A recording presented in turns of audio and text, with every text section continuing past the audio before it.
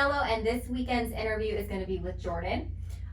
Make sure that you guys check out the YouTube channel on @Hello Skelo and the Instagram, as well as the mission, which is the most important part of this entire company, is we bring light, hope, and transparency to the disease of addiction and all taboo subjects. So today we're going to talk with Jordan about his addiction, and I'm going to turn it to you. So how long have you been sober? About 5.5 years. Okay. And we're just going to get into what was it like.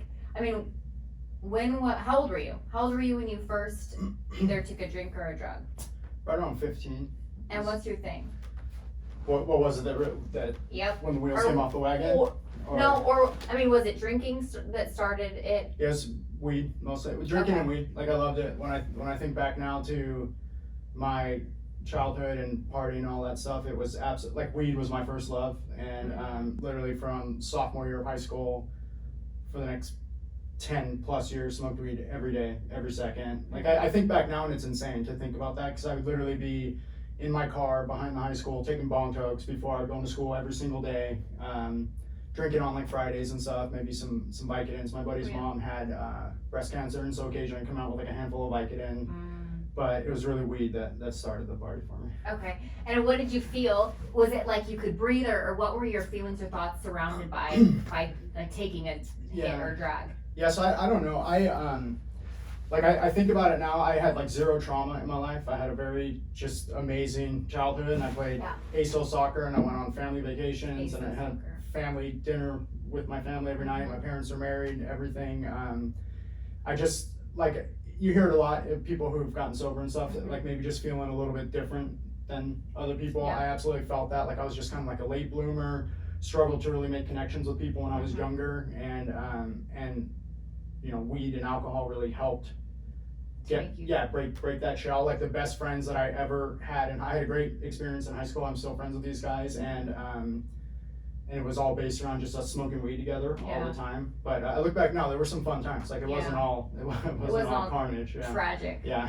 Well, and I love that you highlighted that, and that's like why I want to have these interviews with people that go through this, because I too don't have any trauma or traumatic. Like, I had the same thing. I have a great family. We had family dinner. We would even get, like, you know, things that we were grateful for. My parents are still together. Like, and I think that's some of the stigma, actually a lot of the stigma, that people think like something must have happened to us to make us go, you know, thick into addiction, whether it's alcoholism or drug addiction. Yeah, I hear it all the time, and people are always want to know why. What is it? What caused this? What caused like this? There's one thing. Exactly, and I'm always just my answer to this. I just loved getting loaded. Like, and you love the feeling. Thoroughly enjoyed it, and I thought it made every situation better. I thought it made going and hanging out with my friends better. I thought it made Thanksgiving dinner with my family better. I thought it made going to work better. Like, I thought everybody else was suckers for not taking advantage of this opportunity. I relate to that, and I thought the same thing. I thought that everyone else, like, if they knew what I felt like, they would do it too. But then over time it turned into I had to do. Absolutely. I had to drink before Thanksgiving. I had to drink before a friend's birthday, a baby shower. It didn't matter, just so I could show up and not feel completely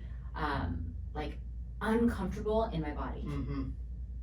Yeah, I can relate to that too, and it's funny because when I think back now, even though, like, I prided myself in my ability to get loaded and still handle everything. I mean, I always thought that, again, I just thought I was a really smart person. I thought I was smarter than everybody else, even though looking back, I was on a crash course with having to get sober at some point. But when I think back, like, I thought people that couldn't drink and smoke weed and do all this stuff and still handle their business were weak, you know, and I thought I was some kind of like all-star for doing it. Right. But I can go hard. Yeah, and I can exactly, and I still make it to work. I still went to college. I still did all that stuff. But looking back, I laugh now, because looking back, I was absolutely there was only one way this was going to end for me, even though I just couldn't see it at the time. Okay, so you went to moving on to college. You went to college. Did you graduate? I did.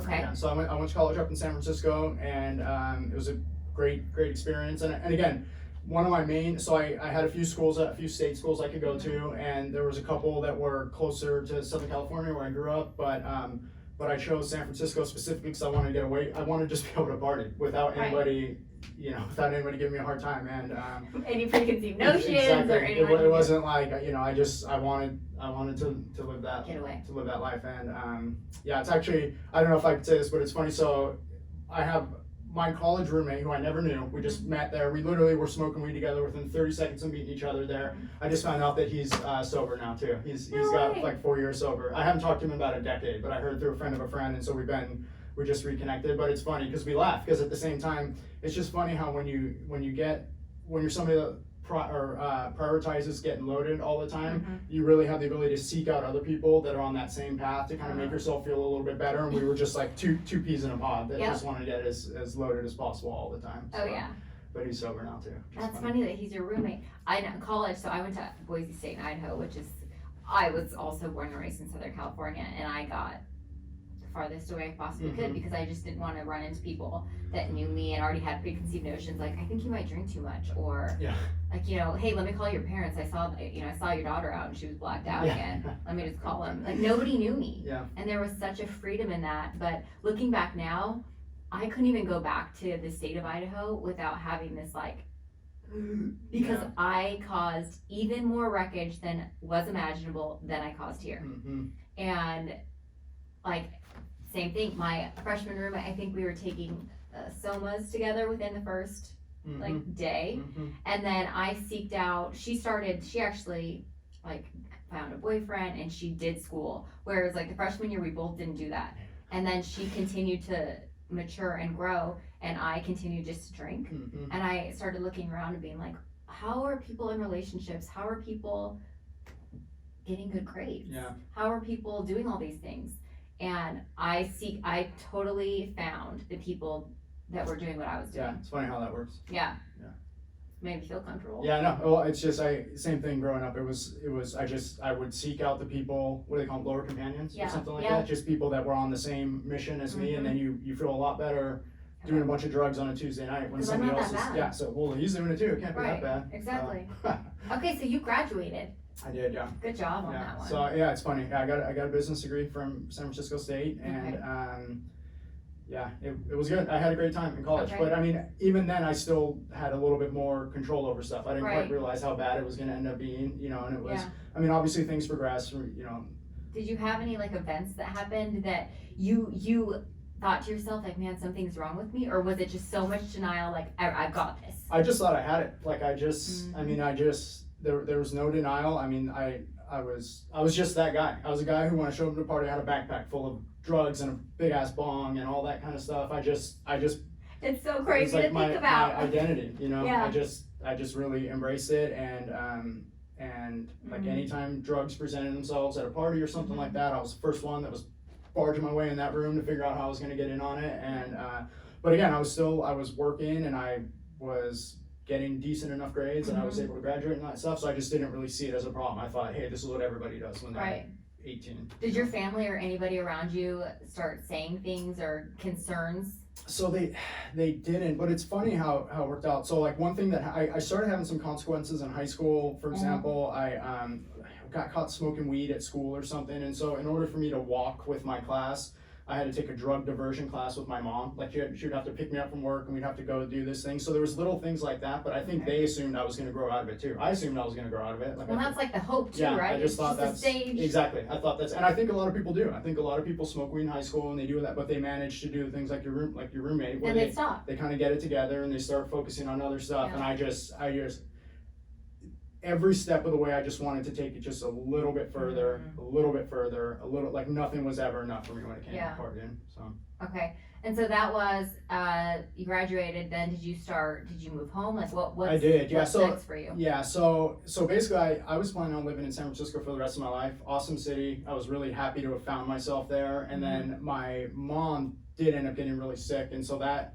I ended up looking for jobs for when I graduated back in Southern California, and so she ended up passing away right before I graduated, and then it still brought me home. But by this point, like, I still thought I was okay. But so like I fall into the very, like, cliche world of painkillers. Like I feel like everybody that ends up strung out on heroin goes the exact same way, which is through the painkillers, and so again, I always thought I was like smarter, so I always loved biking growing up, and then I kind of started doing a little bit of oxy, and then it was hard to get the oxy, so I found this doctor that would prescribe a bunch of really high-powered painkillers to anybody with a pulse, basically. And so I was I was working for, Fortune 1000 company, had great insurance, and so I'd go in there and I'd leave with 120 oxys, 240 Norcos, like all this kind of shit, and it makes me laugh because I go in there and be like, oh, my back is killing me, but I'd have a surfboard and a wetsuit in my car from where I surfed before work, and I'm doing this on my lunch break. But I mean, it was very much just like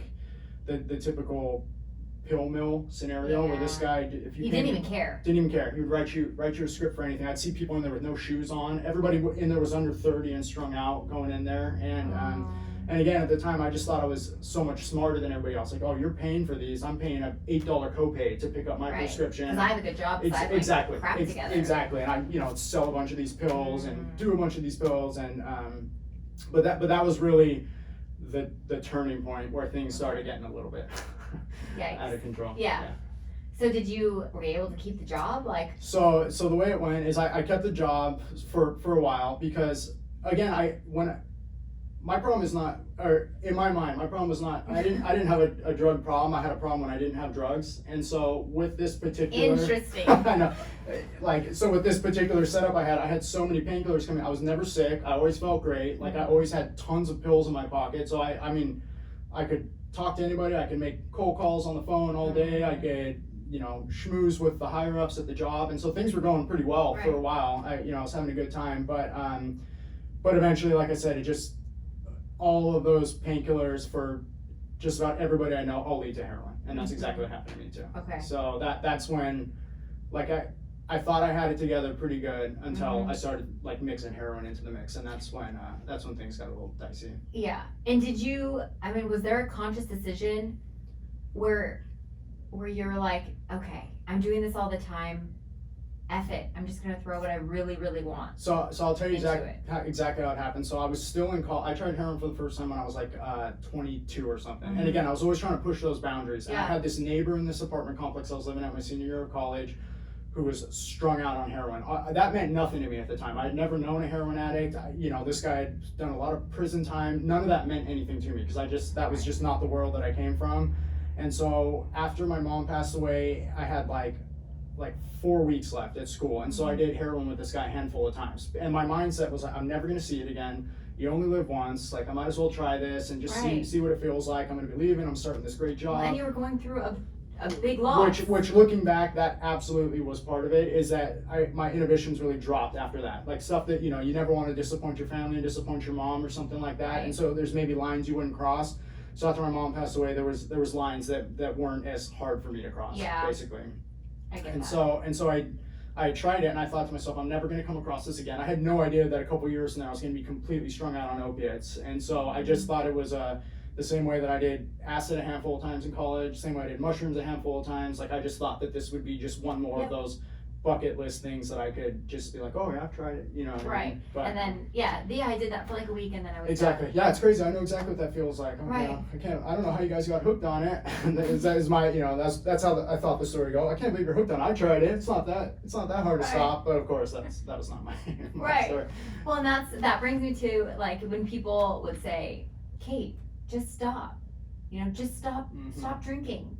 And weed was always my gateway as well. And I would get sometimes sobriety, and then I would be like, well, weed's not that bad. But then within, sometimes it was a day, I would say, well, screw it. But I would always tell myself, don't do it. And people would say, just stop. And I think, honestly, I had disappointed my family because I would promise. And that's where I think people get confused. This is a disease. It's not a problem of self-will.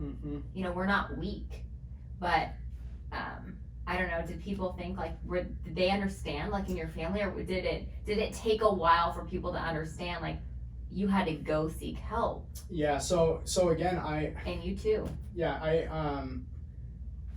I had no idea. I thought, okay, so the way it works, so basically what ended up happening is that couldn't get some painkillers one time, but this guy was like, oh, well, I don't have painkillers, but I have some heroin. So that's when you started. I tried it before. I'm like, oh, one-time thing, like, it's Friday night, let's do it. And so, and the way it ended up going was like, okay, heroin and then pills the rest of the month. And then the next month it was like heroin twice and then pills the rest of the month. And then it was like heroin once a week, pills the rest of the week. And then it was like heroin, pills. It just like slowly just kind of creeped, got a little bit worse and a little bit worse. And, but I always thought, like, everything else I could control. I could always take or leave blow or mushrooms or whatever kind of pills I was taking. But this one, it's like really insidious. It just gets you, like, it just really kind of like gets you. Literally. You know what I mean? And I'll never forget this.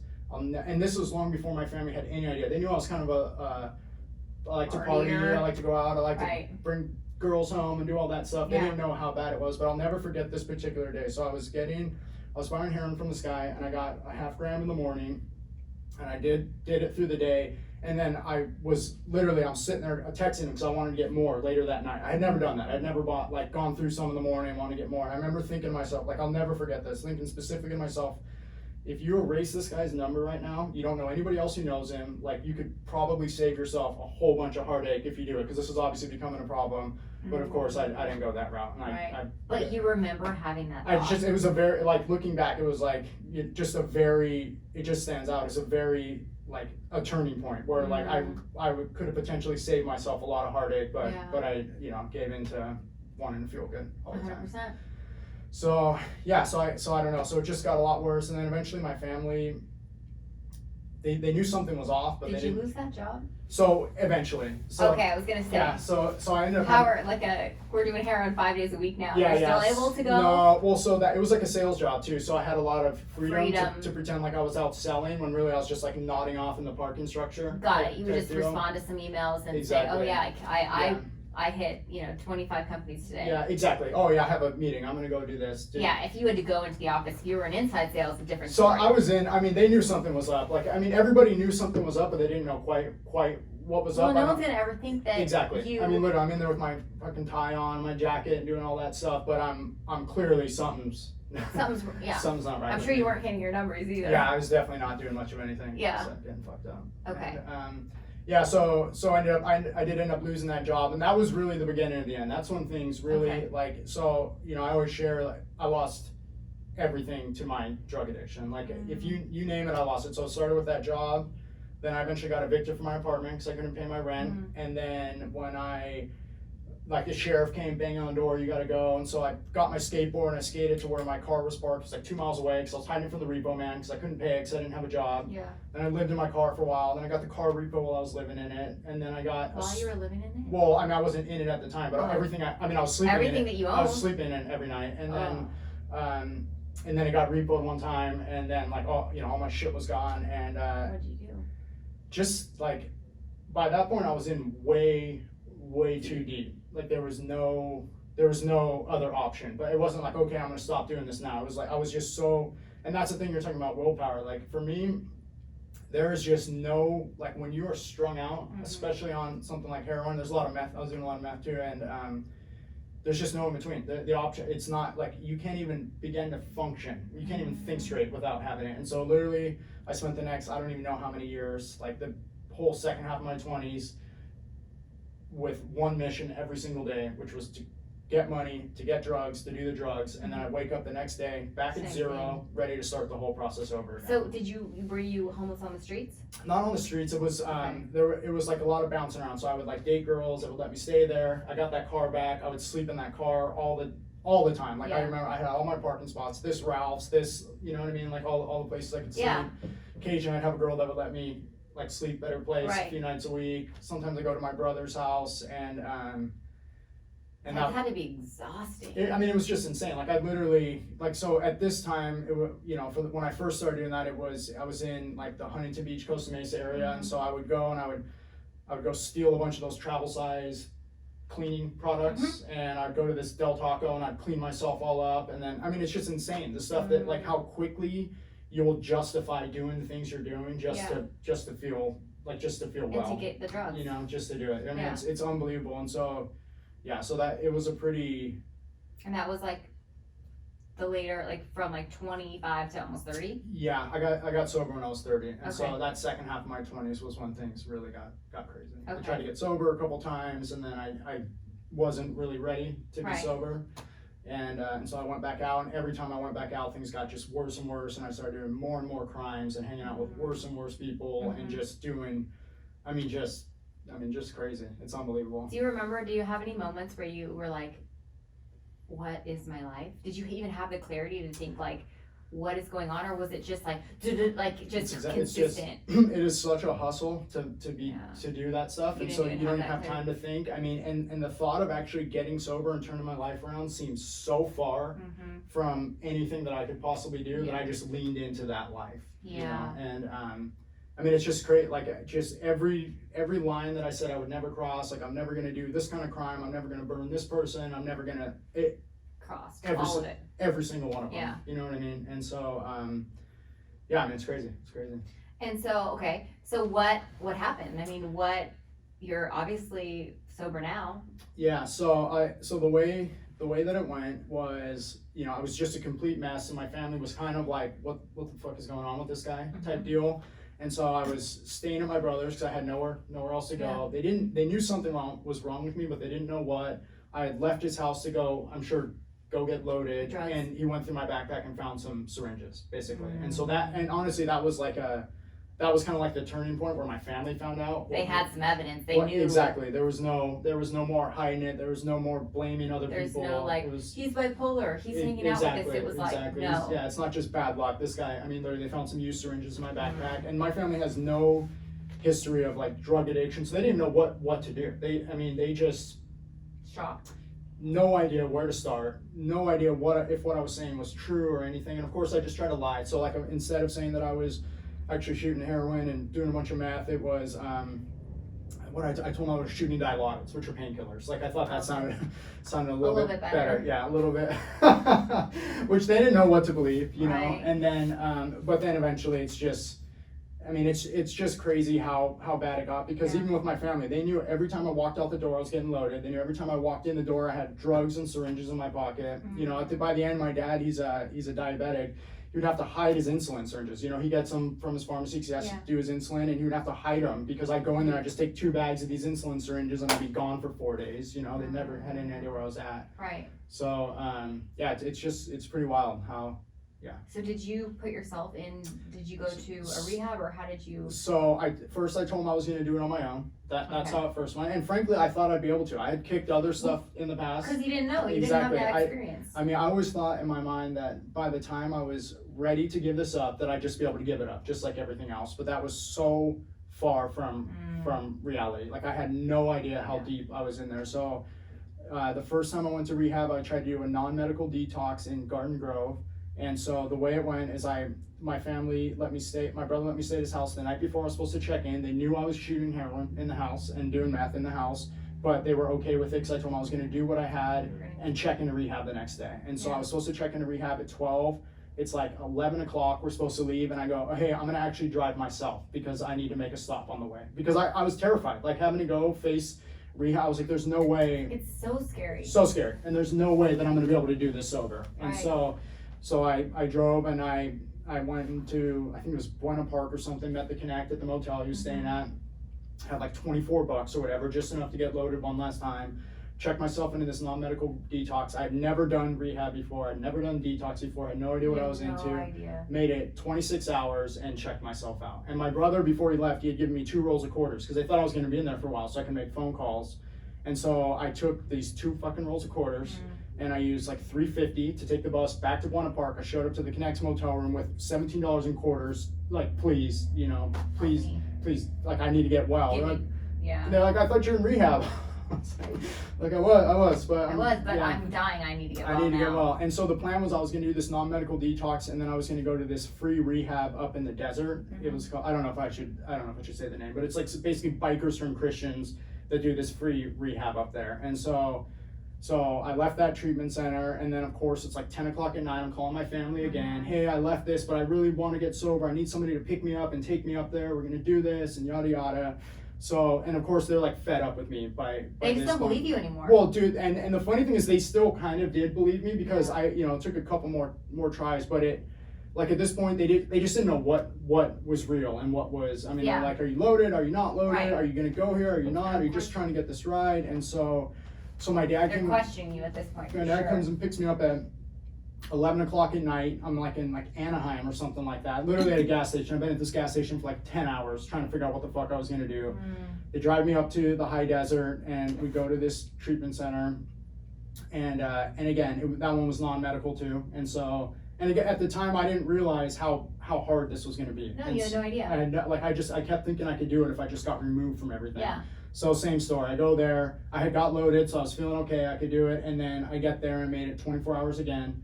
Fucking left this rehab again. And the funny thing is, I gave my dad my wallet, my phone, everything. I was like, I take all this so I can't leave. And then sure enough, I'm in the fucking high desert, leaving. And so I leave this treatment center. I'm just so sick, coming off all these drugs, and you have nothing. Nothing, and I just start walking on some. It was like Highway 14 or something. I have one sock on, two sweatshirts, a backpack, and I end up walking like 3 miles and get into this Ralph's basically. And then I call my brother again, same story.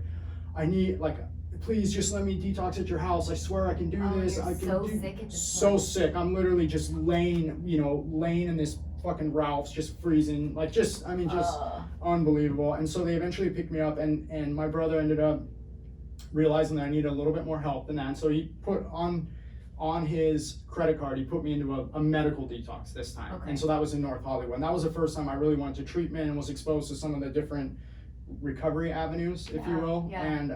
And so I went there, and so I made it through the detox, and that was fine. And then I did what did I do? I got into this treatment center, and then I made it there.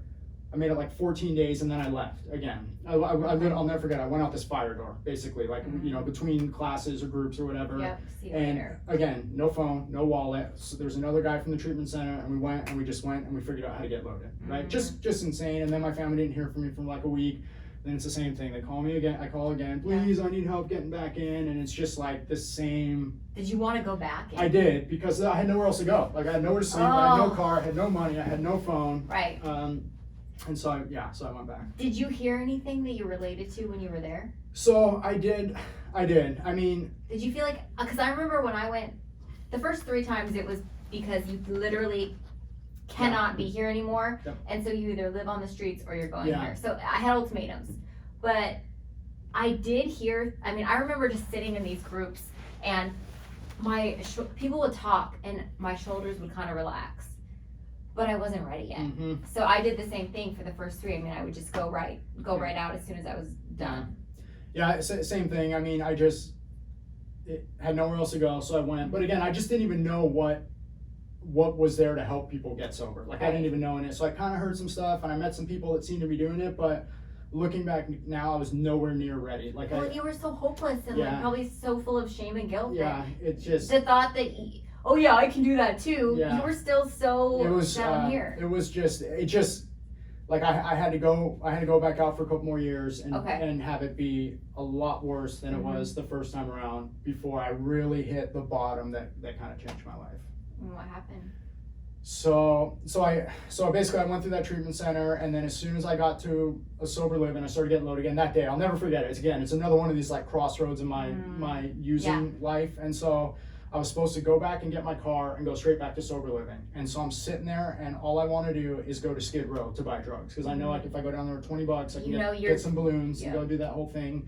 And so and that's what I did. So literally within 4 hours of getting out of treatment again, I was getting loaded. That was the first time I shot heroin in my neck. I'm sitting there on Skid Row, just to get well. Just to feel normal. And then all of a sudden I'm like, hey, sober living's not so bad. I can do this, but I already did it. Now I can do it more. I got a bunch of drugs, Right. And so I went back to sober living, and then I was, strung out again within a week, and then I was using fake piss to pass these tests, doing that whole thing, and I'll never forget it. The way that I eventually got caught, they knew something was up, but I kept passing the tests, and so they couldn't they couldn't quite figure out what was going on. And eventually I did the fake piss, I zipped up my pants, and then the little apparatus I had was not closed properly, and so it just looked like I was pissing all over myself. And so the guy who's watching me do this test was like, bro, what are you doing, dude? And then I got asked asked to leave there, and it was back to living in my car. And then that was a hard 2 years. Like that 2 years was crazy. That was where there was nothing, like nothing I wouldn't do to stay loaded. So literally all I do all day is just steal. Like I would go to every Home Depot or Macy's or Target or Walmart. I'd steal. I would go return stuff. I'd get gift cards. I'd sell those gift cards for 50 cents on the dollar. I mean, just insane behavior. I'd befriend drug dealers, drive them wherever they needed to go, make drops for them. I mean, just crazy, crazy stuff. And so that was a couple more years. So I ended up spending the last year living in Highland Park in the shitty motel, $50 a night, and getting loaded with every person that was in there. Yeah. And that was like that. I mean, you want to talk about bottom? That was like I was just at the very bottom of anything. Like just a stone cold drug addict. Just from the second I woke up. And everyone else in there was the same. It was exactly the same. And I was just hanging out with just a bunch of just degenerates all day. And I was just stealing and walking around with these, there's this thing called an automatic center punch. It's like this little spring loaded tool that people use in construction to like start screws, I guess. But I would use it to just smash windows. So literally if I was walking by something and I saw some, a backpack or a briefcase or a laptop sitting on somebody, just smash a window, grab it, straight to the pawn shop, straight to the Connect, whoever I could potentially do this stuff with. I mean, and that was like just all day, every day. All day. Just, I mean, it's exhausting, right? Like that's one of the things that ultimately made me want to get sober is I just couldn't keep doing this. It's such a fucking exhausting way to live, to wake up every single morning and spend your whole day doing that. Occasionally you'd have some kind of good come up where you get a few $100. So maybe you could take like, buy a quarter heroin and take 2 days off or something. Right. Few and far between. Usually I'm like living, was it hand to mouth or whatever, just trying to live 4-hour increments basically. Right, and sometimes you might have gotten a makeup bag with no money in it. So that was actually the first time that I ever actually went through with breaking a window. You got a makeup bag? I got a fucking makeup bag. I thought it was a purse, yeah.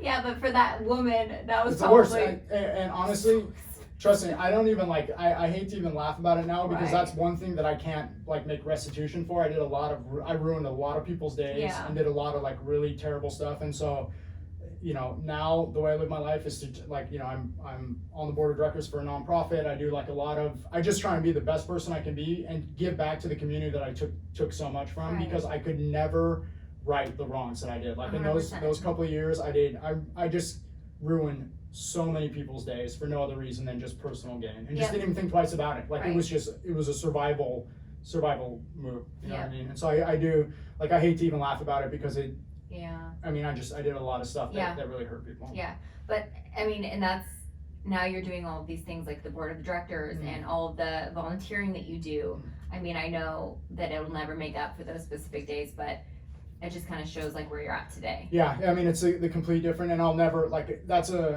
that's something that I will owe to the community I live in, even if it's not the community that was necessarily doing that stuff. Just my only goal for the rest of my life is to put positive energy into the world that I took so much from, and did so much just brought so much negativity to for so many people who had nothing to do with it. People that were no way connected to me, but were just a quick come up, basically. Yep, exactly.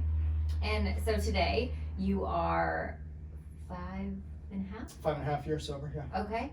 And what does your life look like today? Better than anything I could have ever imagined. So I ended up going back to treatment for real for myself for the first time ever in 2015. You decided to do it? First time ever. I had gone for court, I had gone for my family, I had gone for all the reasons that people go to before you're ready, but I finally showed up there, and when I showed up to that treatment center, everything I owned in a backpack, literally, and a beach cruiser in my brother's garage. That's what my life, I had no fucking bank account, no car, I mean, nothing, just a complete degenerate, basically.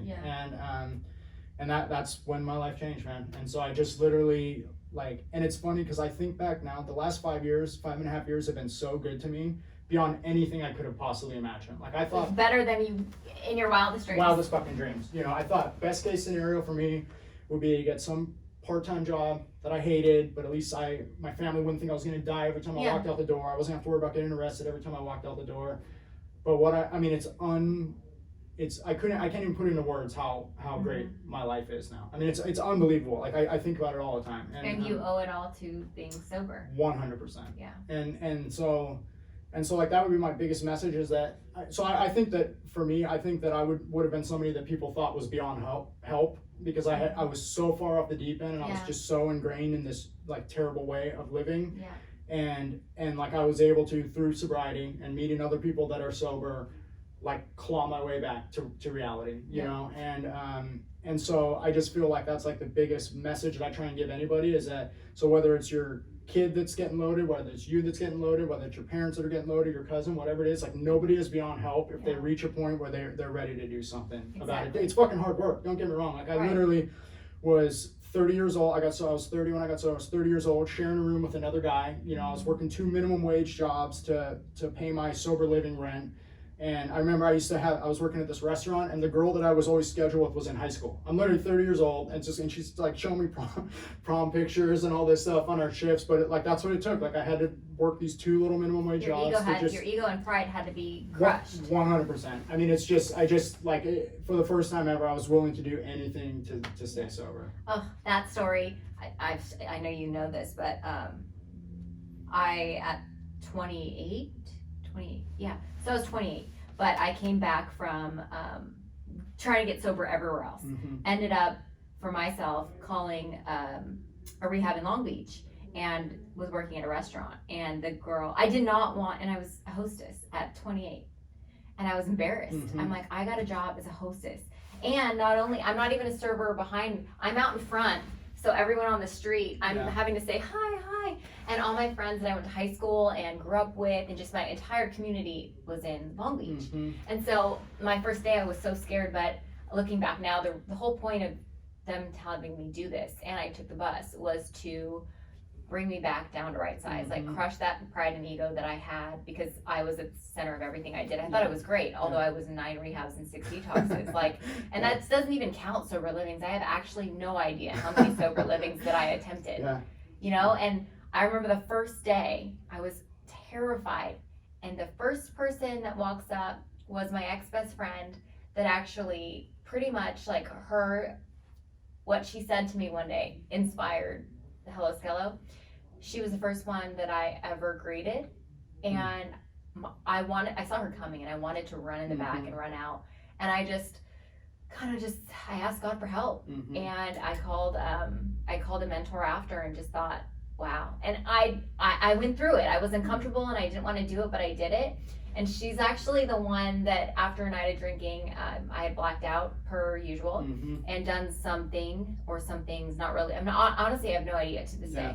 But I am beyond AOL, so obviously it's like a decade ago, and just let me know the next day, like, hey, I am no longer interested and can be your friend.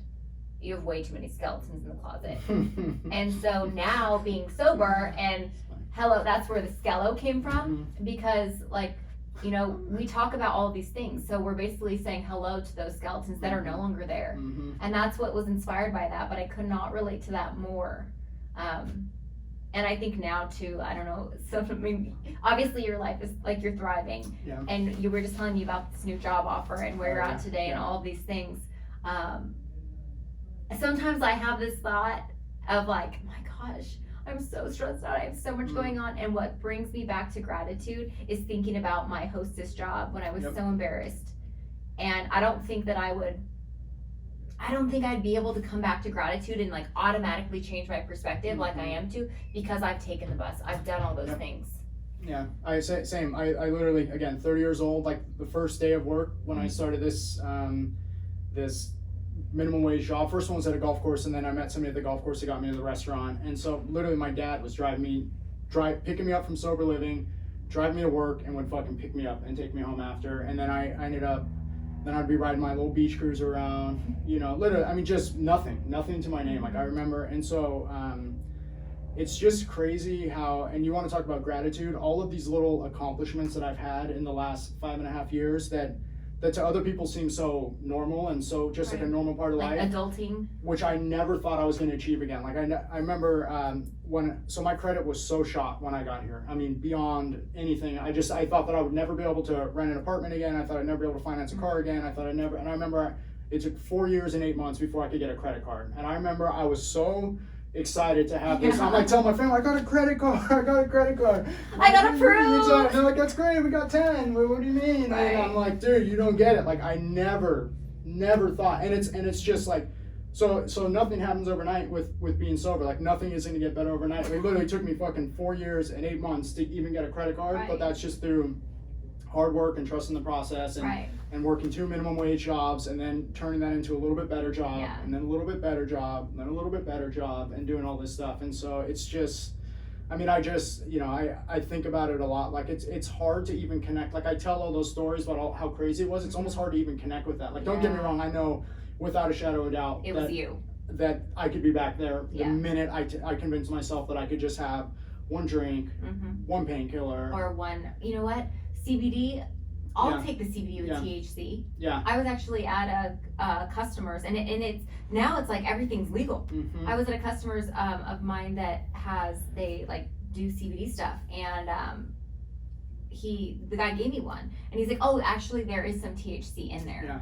And I'm like, but it doesn't have anything on the bottle. It's crazy. And I just gave it away Yeah. because the thoughts of like, oh, well, it doesn't say it, Mm-hmm. but I knew it was in there. Knowing me, I would have been like, oh, let me just drink the whole thing. Oh yeah, of course. Just to feel Of course. something different, not Of for course. any ailment or anything Of like course. that. But I in this day and age, I just have to constantly like talk about these things and remember, even though I don't connect with that person, I'm like, I tell these stories and I'm like, holy cow, how am I that same person? Mm-hmm. But the reason I do, and the reason why I wanted to start this, and thank you so much for sharing your story, is because I don't want other people to forget. And I want people to know that there is hope. Mm-hmm. There is hope to once, like when you thought you were hopeless, like I thought it was hopeless and people kept believing in me. Mm-hmm. And, you know, they gave me a second, third, fifth, 50th chance. And then one day, you know, I don't ever have this thing, but I just wanted it. Yeah. And this journey is like the most beautiful thing ever. And I don't, also like where I'm at today, if I was given, I had to work hard, like, and I got like a, you know, like a baseline job, Mm-hmm. and I needed that to teach me like work ethic and to show up on 100%. time. There's no way I would have been able to get this job Yeah. and do it, because I would have just thought like, oh, I can just, you know, go in, maybe work for 4 hours Mhm. and I'm good. Mm-hmm. But like everything was for a reason. Yeah, it's when I was working those 2 minimum wage jobs, I was working 7 days a week, and I remember being so thankful for that opportunity because I've been so unemployable for so. I was literally making so little money. I don't even know what minimum wage was at the time, like $11 or Yeah. something like that. But I was so thankful that I got to get up and I could actually show up. And when they asked me if I want to take an extra shift, I would always take that, just because I was just so thankful to be like within my right mind to do it. And it's funny, exactly like you said, that was the training ground for what eventually has become a much, like, made my way back to corporate America. I've been able to get jobs I never thought that I'd be able to get again, and it all starts with just doing that, you know, that Right. groundwork. Yeah. Well, thank you so much again. Yeah. I want to give you the Fellow Skelo hoodie. You are now part of our gang. All right. It's actually community, but all of the hoodies have this. So when you speak from the heart, which is exactly what you just did, and talk about all of your struggles, then you can walk into your life and show up more confident and Sweet. powerful. Thank you. Appreciate it. Yeah, of course. And make sure you guys check out the YouTube channel. Again, it's just Hello Skelo, so it's pretty easy. And this interview will be on this week. So thanks again.